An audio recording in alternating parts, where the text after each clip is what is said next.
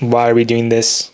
We're doing this because we want to have a recording of our failed attempts for anyone who wants to listen, but as well as our family. Some introductions. My name is Ameet. My name is Karan. I have 8 years of software development experience, and mainly back-end, working at banks, working at Expedia, Starbucks, Amazon, AWS, and Ventec as a contractor. So I contracted through another company for all those projects. We tried to start a number of businesses and failed, and this is a journal of what we tried and failed. Ameet, you want to give your background? Yeah. For myself, roughly the same years of experience, 8+. Started off as a data migration developer, as they called it, but really just data migrations.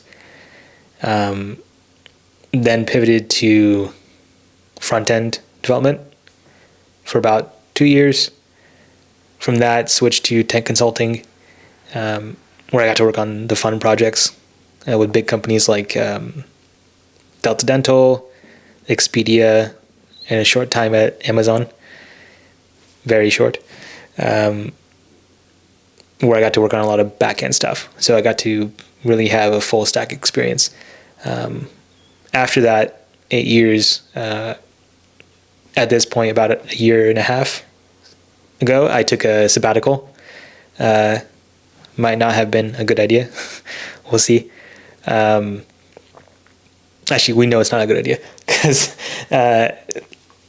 how hard it is to get back into full FTE positions. I just want to say something. You went from 277, 280, right, all the way down to 220. So you lost 60 pounds almost. To care your health, we were working ourselves to the bone. I think the time off was deserved. My kid had gone through some stuff in the hospital. We had like a close call, and it really put life into perspective, and I wasn't in the state to keep burning myself out, and I didn't realize it. I was getting burned out, and I was burned out. So this time off has really reignited our passion for engineering. I was going to pivot away from it completely and go into business because I disliked it so much. The politics, the never-ending workflow, no matter how hard you deliver on something, there's always more to do, and you just get taken advantage of. If you're an overperformer, there's just more work piled on your plate, and someone who's underperforming, they get a free hall pass. So, Maybe we can talk about some of the things we did while in sabbatical. Yeah. Because like you said, we were able to get healthier, focus on our health. Still a work in progress, but we also got to work on some projects, some technical projects that excited us.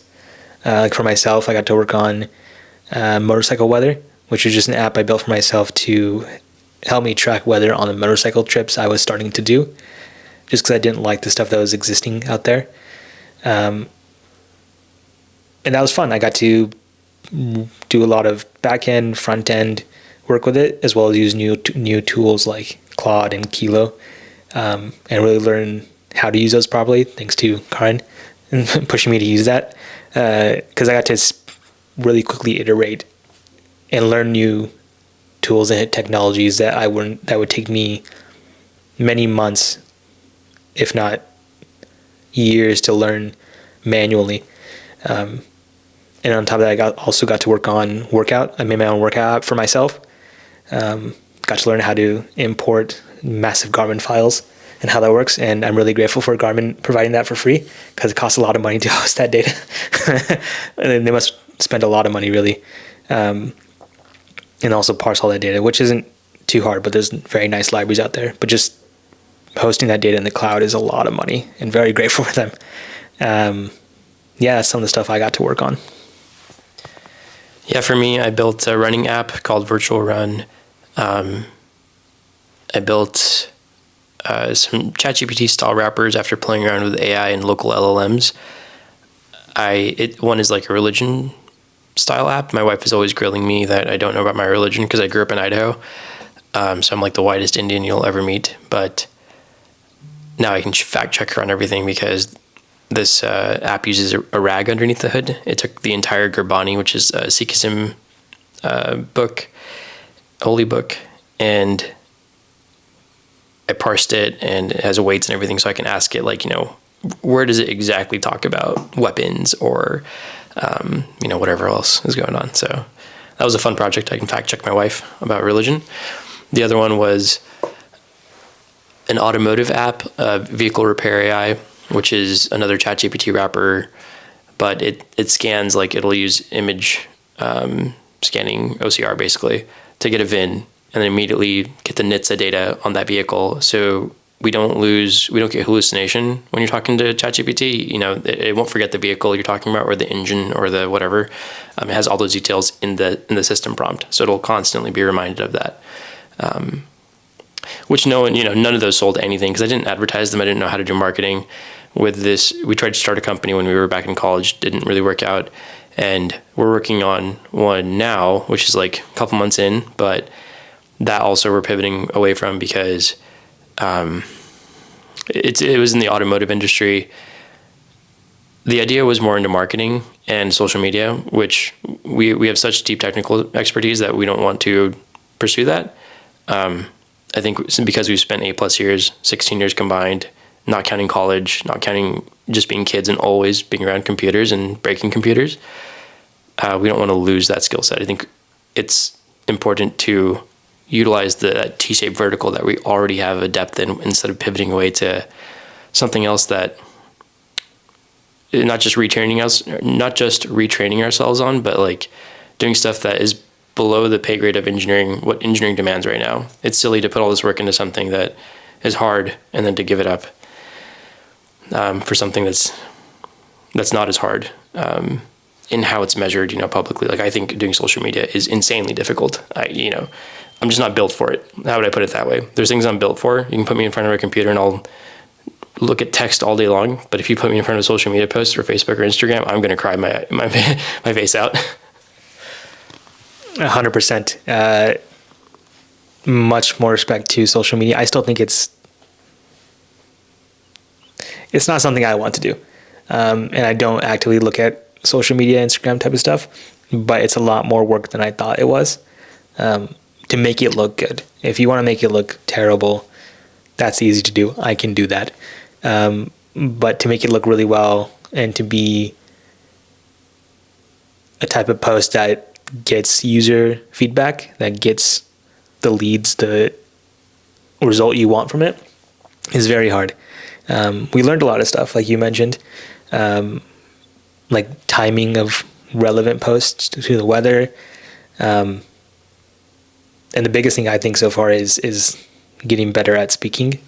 I mumble a lot. I talk quietly, and hopefully this will help with that. But one thing you'll hear a lot from this podcast, however long it goes, is us talking about our failures, because the idea is to learn from that. And as people say, fail fast and fail often. We will do that a lot. And so the goal is to somewhat talk about our previous failures and that last venture we did. I'm leaning towards ending it right now because it's, like Karan said, focusing on new things, but things that we don't think will bring value to what we already know, like marketing. It's a good tool up to a certain extent, but the bigger thing is the technology experience and knowledge we already have. We can lean into that, keep leaning into that, but add on stuff that will help with that. In this case, speaking, getting better at selling ourselves. And so we pivoted again. So this time, you're cool talking about what we're doing now? Yeah. Yeah, okay. What we're trying to do now is essentially do what we were hired to do at other companies, is be tech consultants. But this time we're going to own the whole vertical. We will own the contract getting, talking to clients, new clients and existing clients, choosing probably not right off the bat, but getting to choose which projects we get to work on, and we'll get better at selling it ourselves, and which will benefit our company if it works out, which will be great. But worst case, we just learn how to better sell ourselves when we try and go back to being little worker bees at someone else's company. Yeah, I think this whole time we were really good at being worker bees and being told what to do. And whenever I was told to sell by my old boss, I would panic inside because I didn't know how to do it. And now, 3 days ago, instead of working on our automotive venture, we went out and just tried selling to small businesses. And it was amazing how nice people are face to face. Like we went to 10 clients and everyone was super friendly. I think everyone on the internet can be kind of mean when you can't put a face to who you're talking to. It's easy to be mean, but when you're face to face, I think people are much kinder. They may talk bad about you behind your back, but that's fine. At least everyone was nice up front, and I'm less scared to do that now. So we're going to continue leaning into that, becoming better at sales, doing this podcast, and learning how to talk and speak effectively to sell ourselves. Because what we bring to the table is we're both very hardworking. We, to a fault, will sacrifice health and family to really get the job done, but we don't fight for what we're worth, and we've always kind of sold ourselves short. So it's kind of time to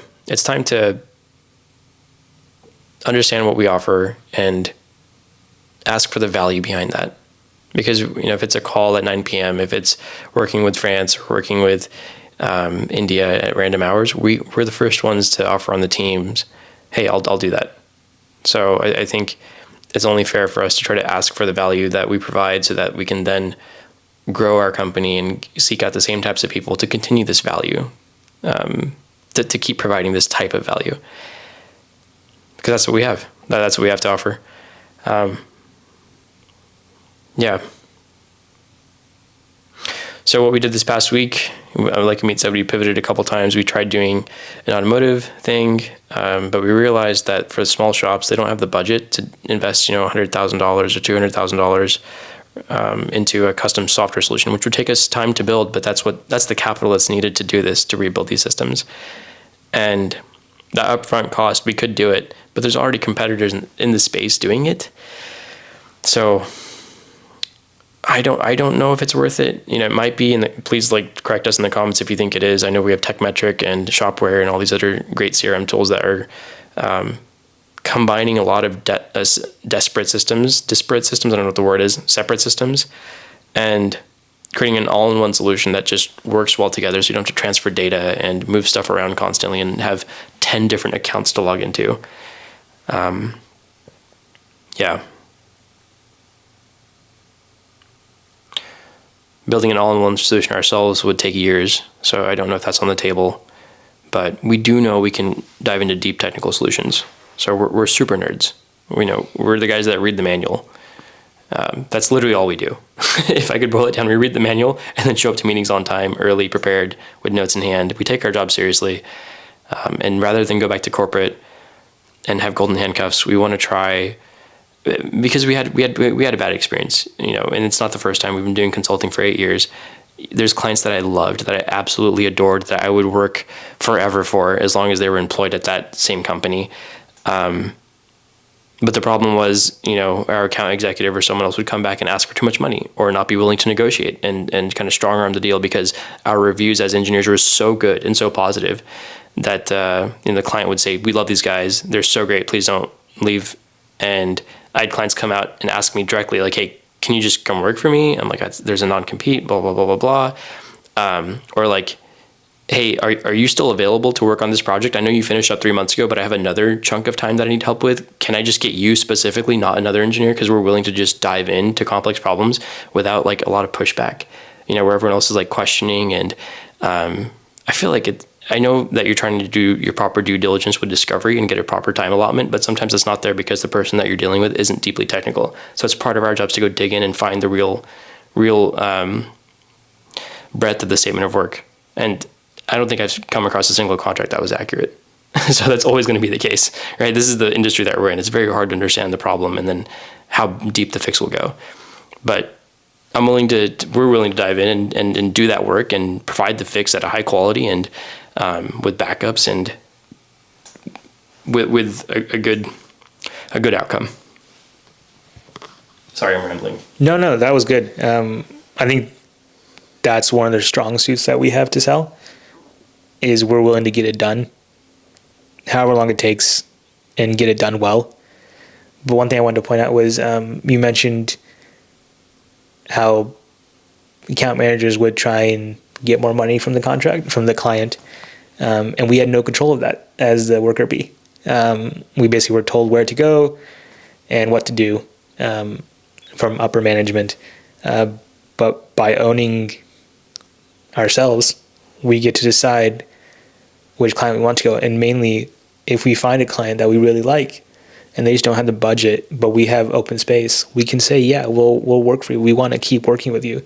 For one, to keep that relationship, but two, because we know they're good people, and we're willing to take a small cut because it's not gonna affect us.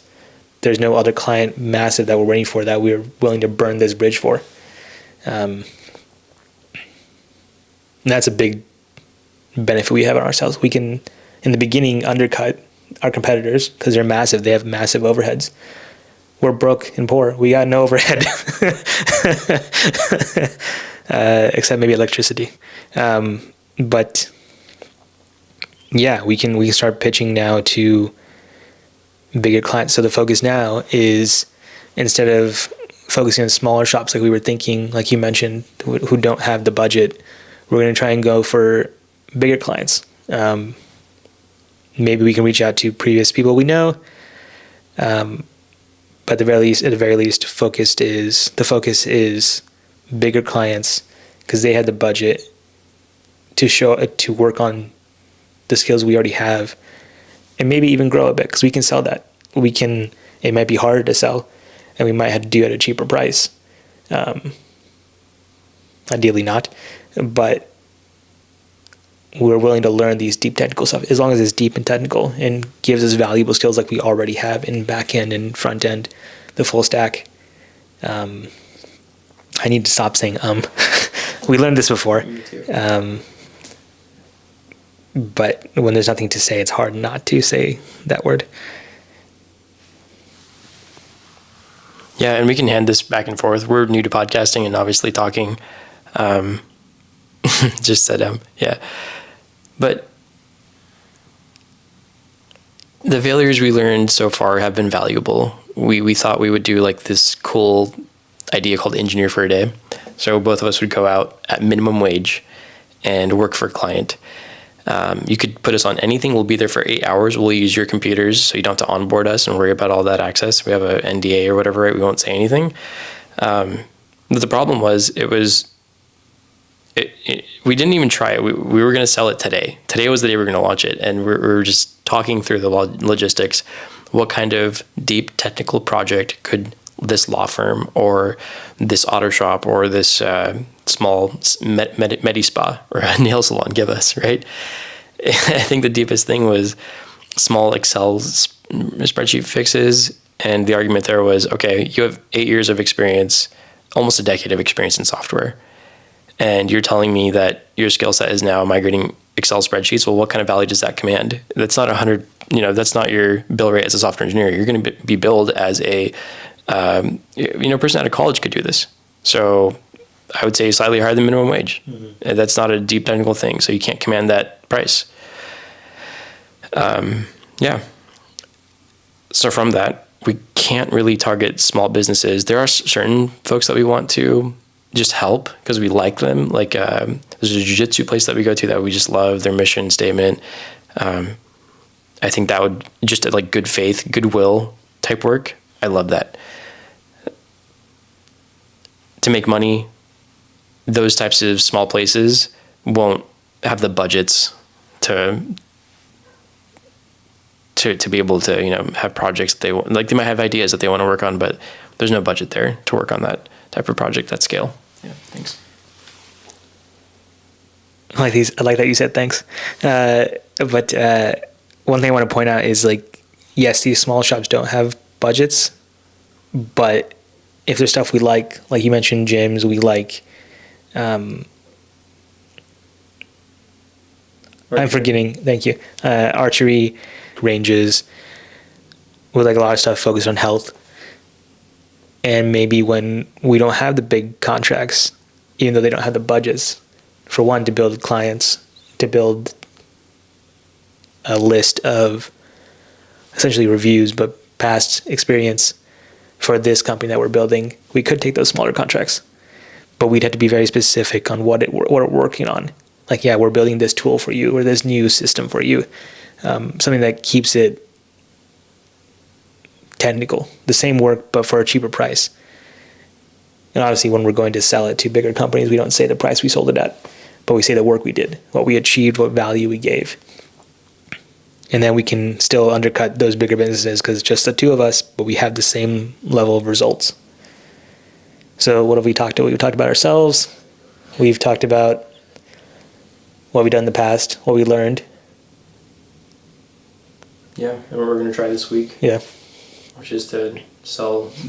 Yeah. Yeah, and so this week we're going to try to sell to bigger companies. We read the Millionaire Weekend. There's trends you can observe for industries that are trending up, down, or staying flat, and what you should target. Your business should ideally be targeting something that's going up or flat. You don't want to target an industry that is going down. So this week we are targeting previous clients we've worked at, see if they want to contract with us. Our non-compete, I think it was 12 months. So we're beyond that. Everything's legal and good to go. We're trying to hit 100 total contacts. We've done 10 so far. Those small businesses that we tried to target for cameras or whatever else we were trying to do. No one's called us back yet, thankfully, but we'll just say the services have changed. Yeah. And we'll try to aim for, ideally it would be 10 clients a day during the business days. So Monday to Friday. And that way we can pivot quickly. And if this doesn't work out, then the idea is we go back to corporate. If that's what we're good at, that's fine. We can take that. We gave it a good go. 100 was the number. And yeah, go ahead. One thing we talked about before was we don't want to do lead code anymore. I was just thinking that we might need to do lead code for selling ourselves. For sure. Which I'm not too worried about lead code. I mean, I'm worried, right? Because you have to get the knowledge. But it's easy to practice. There's existing tools out there. But one thing I am worried about is system design. So I'm going to need to practice that a lot. That's fine. We can do that again. But we have more experience now because we've built our own tools again from the bottom up now. Instead of working on little pieces for different companies, we now have more experience from bottom up. We are full stack engineers. Yeah. Go ahead, finish your thought. Yeah. No, that was it. Just a fist pump. Okay. Yeah. I had a thought and I totally forgot it. But lead code, I think for ourselves, that we're doing it for ourselves, I feel much more motivated for versus, doing it for a client that I was in love with Expedia and we got laid off from there because the contract, I think, got too greedy or whatever happened. We didn't go low enough, which really sucks because I loved working with those people. And same thing with Starbucks and Bentech, great places to work at. But it wasn't in our control when that contract ended and the renew option wasn't on the table. But now that we're doing lead code for this, and I know that, hey, even if it's a 3-month commitment, I can come back to the table and negotiate offers and see if it's worth staying here. I'll study lead code again for that. If I think it's not worth it, the pay is too low, that meaning is so transparent to me that I understand the value now of doing that lead code. I'm like, okay, I gave it my best shot versus it being rug pulled from below me. And that might still happen. There might be budgets that are cut from the CTO or something, right? But it's nice to know that I have more options for control. Like we talk about stoicism, right? And just like the idea of control. What can you do from the inside out, right? I feel like I have more options from the inside if we have this one consultancy. Whether that's true or not, we'll see. If you guys have any, like I said, I don't know if I've said this before, but if you have any comments or suggestions for us, please let us know. We're going to fail through this and share what we've learned because I know tons of engineers have been laid off and we're in a recession basically, and finding work in tech is hard. So these are some options that you could try if we succeed at any of these. But if you fail at other ones, share what you failed at and so what worked we'll all get this through this together and see how the field changes with AI and everything else coming through. But you got to keep trying. What's the other option, right? Just lay down and yeah. One thing I do want to point out, and that you constantly have to point out to me, is be willing to learn new tools like these AI stuff, like these AI tools. I'm seeing at least lots of comments saying that they just don't work, they're useless, denying that they're there because you hope that it's not true. And to an extent, you're right. It's not a replacement for us, but it's a tool that we can use to iterate faster, work harder, not harder, you don't want to work harder, but work faster and more efficiently and iterate faster on the task you're working on. There's limitations, but there's limitations with every tool. So just be willing to learn these new things. Yeah, Grok code sucks. No, I'm kidding. And we really do love Claude though. Yeah. Kilo is nice as well, to find out which model you like for which task, which technology you're working with.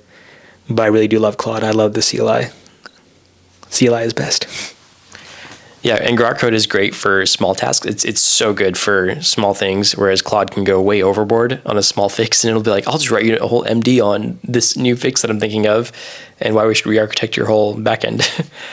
Yeah, it's very good though. Go for the subscription in CLI if you haven't. I hate CLI, but Claude code is really, really good. I didn't even bother installing the VS Code extension when it came out because it was just so good from the command line. Yeah, go ahead. I will note that somehow VS Code, I never manually installed the extension for Claude, but it did it for me. Maybe I have a virus. Maybe Claude is a virus. Maybe it's part of the brew package. Yeah. Maybe. Yeah. But yeah, if it is expensive, $20 a month. It's not cheap, obviously. It's not free. And if you don't have access to those, you can use, I'm sure there's free models out there. Just do your research on it. Do your due diligence. But you can get free for relatively cheap, like $5 you put into stuff like Kilo Code. You can get credits for much more usage than just the $5 will get you. And they have lots of free events, it seems like, to try new models, and just be on the lookout, but just learn how to use these tools.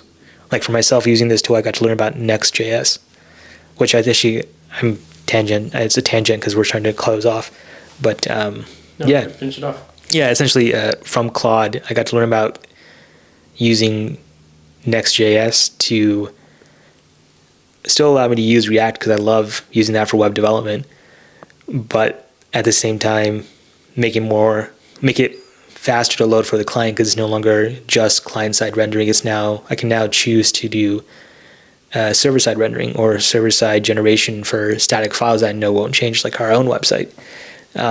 Which maybe in the future we'll plug, maybe not. But it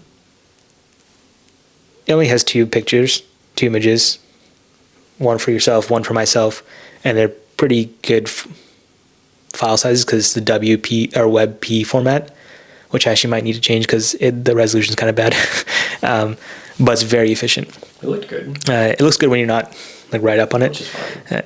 True, it's not the be all end all. We can still notice it's you and me, but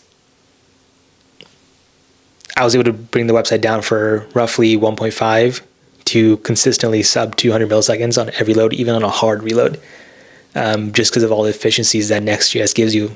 I was able to statically generate all three or four of our pages. I'm blanking on how many pages we actually have on the website. I think it's 4. But no, it's 3. Sorry, that's a tangent. And it's consistently fast. It's super fast. Mobile, desktop, any way you want to look at it, it's amazing. And the reason I want to talk about that, the reason I brought it up is because one of the things we worked on for our previous venture was marketing the audio stuff, not audio stuff. Auto shop? Thank you. The auto shop stuff. For those businesses, SEO is really important. And one of the things I learned, which I didn't know about, was that if your entire app is client-side rendering and you expect Google and these other crawlers to be able to get that data from your website, they might not be able to do it. If it's entirely JavaScript, sometimes they just don't try and crawl it. It just doesn't work. And especially the AI ones. I know you can say it. No, especially the AI ones, like ChatGPT, OpenAI, they just can't crawl it. They don't want to spend the time to crawl it because it takes time for the JavaScript to load. And so whatever SEO you're trying to do for yourself or a client just might not work because your entire website is client-side rendering.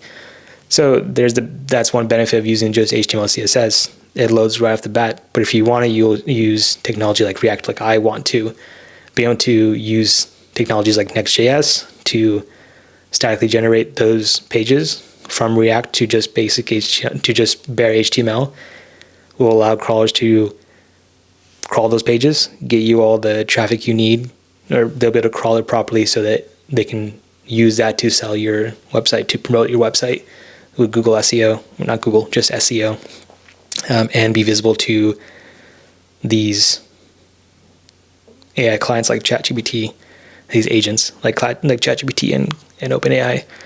That's the same company. One's a tool, one's a company. I'm just rambling at this point. But yeah, that's one thing we want to talk about on these podcasts was not just our failures, but also what we learned. And for me, it was just Next.js. And then just continuing to use Docker is really nice, for myself at least. I love Docker. Yeah, for me, I don't think I mentioned this. It was marketing. While Ameet went heavy into migrating the website for the auto shop, I went heavy into marketing and learning Google Ads and how to set up an ad campaign, how to do social media posts. I had some video editing and photo editing experience before, but nothing as frequent as this. So, looking into the trends, like if we had a big rainstorm, coming up with an ad that said, don't get your tires checked so you don't hydroplane, something relevant versus generic content that was being put out that was AI generated that wasn't really relevant at the time. Google business profiles, analytics. Yeah, I didn't even know Google, like you could post updates on your Google business profile page. I've literally never looked at that or the services menu that's there. That was mind-blowing to me. So if you do ever start your own local business and you don't have those features set up, definitely do that.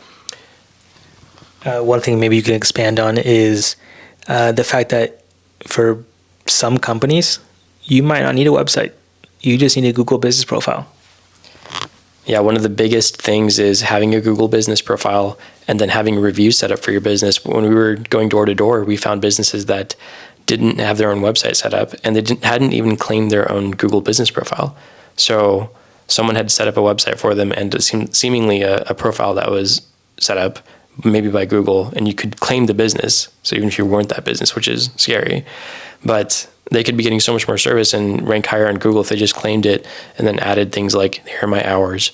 It's not community posted, right? Right now the community is kind of gathering that info and it might not be accurate for holidays. So just posting your hours, posting what services you provide, so Google can parse that and say, oh, we do nails and lashes, or not just, or massage even. Services you provide, the products that you offer. Yeah, you'll get more business that way. It's only in your best interest to do that simple thing. Get your Google business profile, and get reviews. Ask customers for reviews. As annoying as that is as a customer, it really does help the business. Like they'll rank. That's one of the biggest factors, even more than a website, I would say, is just getting enough reviews for your company. So you don't need a website. Just get reviews for the existing business profile. One thing I want to add on top of that is bare minimum Google business profile and reviews. If you can get a website, it's like a cherry on top. It makes it even better because Google can crawl those pages. You can get more backlinks to what your business. It just helps promote you whenever someone searches for, let's say, a coffee shop, and your business might not show up because there's no Google business profile, or you may not have that many reviews, or you may not have a website where Google can say and stays consistent. That's one big important thing. Your phone number and location, email address doesn't change on your public facing things. That helps promote you. So yeah, I was going to just reiterate the exact same thing, but that's not needed. Yeah, on that note, maybe we have a different venture idea coming up. I was thinking, I knew one guy at my old consulting firm who argued that as consultants, we don't go deep into the technical field, like into one tech stack, which is bad as a software engineer because you can't build that depth. But what we do have is breadth, and that breadth can be very valuable if you ever make it into the office, like CTO. So if you make it to C-suite, you have such a breadth of technical experience in different teams, different banks, how all these different industries work, that you have a very high level overview that is extremely valuable to a company that might need to pivot from one thing to another versus someone who's very deep in React or just backend. So maybe we could offer services like that, like consulting, what I used to do before, software engineering consulting, which is what I had to push my way into because I loved software, was management consulting. So how to choose a tech stack. Like if you're still on Visual Basic, which some banks are, like they're very, very old technology, some credit unions are, we could help them get, updated and bring them to the future. Yeah, I don't know if you had anything to add. No, that's a really good point. Let's not limit ourselves to just doing the work ourselves, but we can also advise and sell that advisory information. It's scary because I don't think of myself as a senior software engineer. I think of myself as a junior plus because of the consulting, the constant switching around. Like I have engineers that have been in the travel industry and just the travel industry for 15 years. You can tell when someone's very deep and they understand the entire stack of like pricing and every little aspect of a sale that you don't even understand, the taxes and all these different laws that are involved. And that is very beneficial for that vertical. But when you ask them about different technologies, like, hey, have you tried GitHub Copilot? When AI was first coming out, these guys didn't know about it. We were talking to people with 15, 20 years experience in the industry that didn't even pay attention to these tools that were up and coming, because as consultants, we have to dabble between so many different spots. You get exposed to a ton of stuff. So you can tell what's good and what's bad very quickly. Anyone can, use an iPhone, use an Android phone versus like a Windows phone. Sorry, no shade, Windows phone. We love you. You can tell what's good and what's easy to use and solves a core problem very well. Yeah, that's really apparent now with all the AI stuff going on, which we already talked about, so there's no reason to go back to it. But even if you have tons of experience, you should be willing to learn new things. Yeah. Be curious again. Don't just stay stagnant. Unless you're burned out, like I was, at which point I was done with tech altogether. Yeah, definitely feel anyone that is in that same spot. I would say, like mental health wise, go work out, find an outlet. I really like jujitsu right now. That's been great. If you want to talk about that, Ameet, yeah. Yeah. I just want to reiterate, find something that keeps you active, because that's the only thing. The biggest expense we have in the world is time, and you're only going to get older and lose more of that time as you get older. So the only thing to stop that is to work out. You don't have to be super jacked, super lean, that level of fitness, but work out, because it will make you healthier and you will slow down your aging.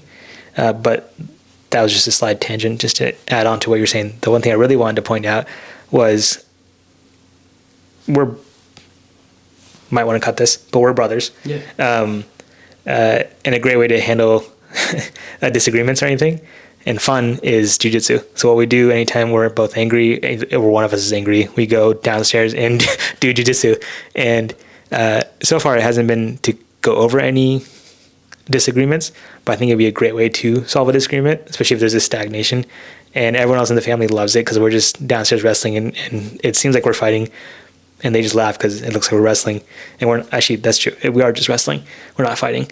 But I think it'll be a good tool if you ever have disagreements. So when we do come to power, if there's ever a disagreement in the company, whoever's disagreeing has to fight it out. Not punches, because we don't want anyone to actually get hurt. But the amount of effort it takes, the cardio, the muscle pump you get, how weak you feel, it really, really shows when you do jiu-jitsu, and it really encourages you to work out, because you realize, oh, I need to work out because I want to keep going. I want to last longer than this other person and be able to choke them out.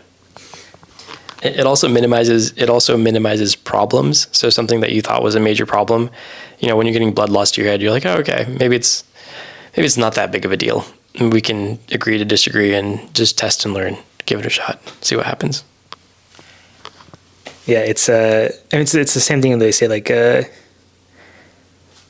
blood loss blood loss to the brain will definitely make everything else seem smaller, but I think just the exercise aspect is also a really big thing, because it's such a good workout, that it helps you calm down and rethink things. Yeah. That's it for me. Yeah, I mean, final thoughts for me. This is the first one. I think we laid out what we filled at previously, kind of gave a long history, and what we're going to pursue this week, and gave some 30-year-old life advice from two middle-aged dudes. Yeah. Anything else to meet? Yeah, I guess maybe just high-level overview. Like you said, descriptions about us, what we failed at last week, what we're going to try next week, some advice on staying healthy, solve arguments through jiu-jitsu, and most likely any other podcasts we do will probably be shorter, in the sense that maybe not shorter, but they won't cover the same stuff again. So you won't be bored. Yeah, the core focus, we'll have tangents, but the core focus will always be to cover our failures as two engineers trying to find work, and not go back into corporate, but try to get our own consultancy started. We'll branch out from there. I think we have plans that we'll keep talking about as we learn from them, and when we're ready to discuss failures and successes. Thanks for listening. If you have any feedback for us, let us in the comments below. If you want to partner up, also reach out. We will link our website. I think it's safe to mention our website, contact info, all that stuff. Unless you have any disagreements. No. I was gonna make a joke, but I forgot it. So yeah, no final thoughts from me. Okay. Cool. Thanks. Thanks.